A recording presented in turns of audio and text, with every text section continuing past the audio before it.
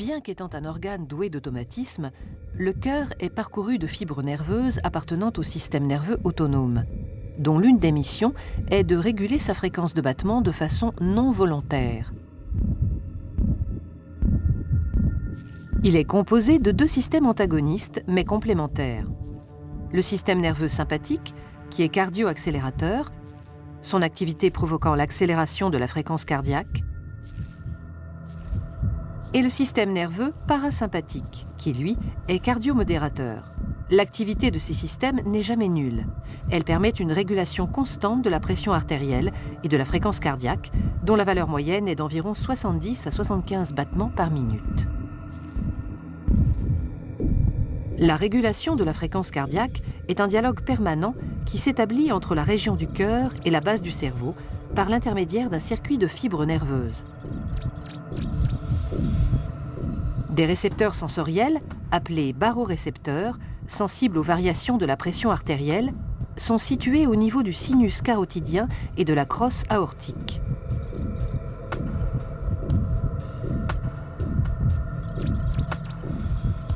Au repos, l'activité cardio-modératrice l'emporte sur l'activité cardio-accélératrice.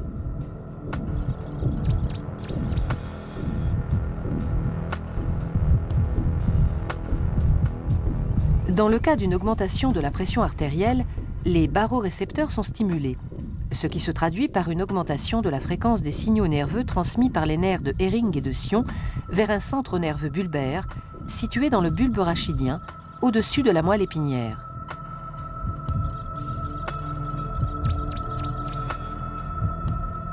Ce dernier élabore une réponse adaptée en augmentant l'activité des nerfs parasympathiques et en diminuant celle des nerfs sympathiques.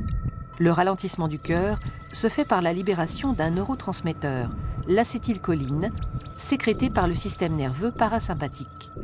En conséquence, fréquence et débit cardiaque diminuent, ce qui abaisse la pression artérielle en la ramenant à sa valeur normale.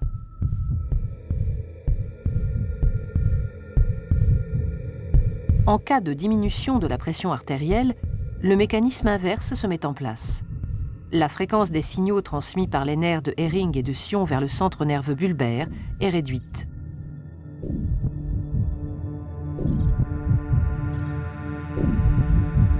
Ce centre diminue l'activité des nerfs parasympathiques et stimule les nerfs sympathiques cardio-accélérateurs qui libèrent un autre neurotransmetteur, la noradrénaline, provoquant accélération de la fréquence cardiaque et augmentation de la pression artérielle.